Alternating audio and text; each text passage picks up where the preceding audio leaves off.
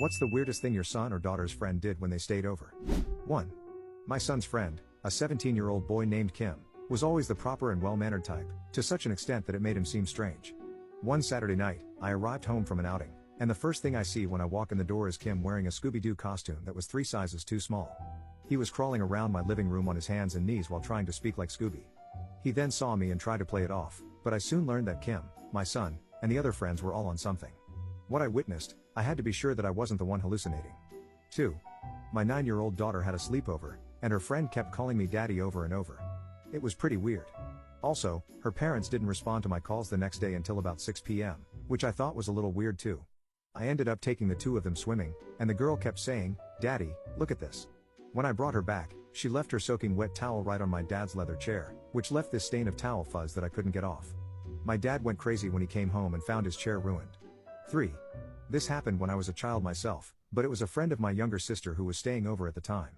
She was a girl from a few houses down and stayed over on Friday nights every so often.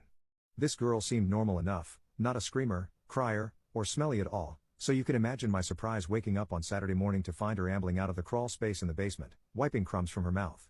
She ran off to my sister's room without a word. I later found an empty bread bag in the crawl space and a loaf missing from the deep freeze in the basement. 4. No kids, but my cousin had a friend stay over. My cousin is 21, and her friend is about the same age. My cousin's friend lets people know she is hungry by meowing. 5. New Year's Eve. Let our teenage daughter and friends have one tiny sip of champagne at the midnight toast. Fast forward an hour later, and my daughter tells me her friend is passed out. I go to her room and check on the girl, who is obviously faking it. After several minutes of her pretending to be passed out while I tried to wake her, I stood at the foot of the bed and told her she had 30 seconds to stand up and declare that she was fine, or I was calling an ambulance, police, and her mother. She stood up, said she was fine, and looked at me like, "What's the big deal?" She was simply doing it for attention. 6. My daughter had a playdate with our new next-door neighbor's son. They were both 4 years old at the time. They had a great time together, lots of giggling all afternoon. When it was time for him to leave, he announced to me that he had set traps in our house to hurt us after he left. 7. Not a parent, but my sister, recently turned 18, went out drinking with some of her friends. They got back at about 3:30 a.m., which was roughly when I went to bed anyway. Just before I headed upstairs, I heard some stomping on the stairs but thought nothing of it.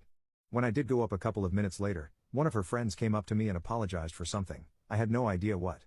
As I went up the stairs and past the toilet, I saw a guy lying on the floor in there, puke all over the rug, floor, and walls. That's not the end, though. At 4 a.m., they started using the hand vac to clean it all up. I then used that hand vac a couple of days later and noticed mold all up the inside of it, as they didn't clean it out. I think my dad, who needed to use the toilet, found him at 6 a.m. still passed out next to it, covered in his own puke. 8.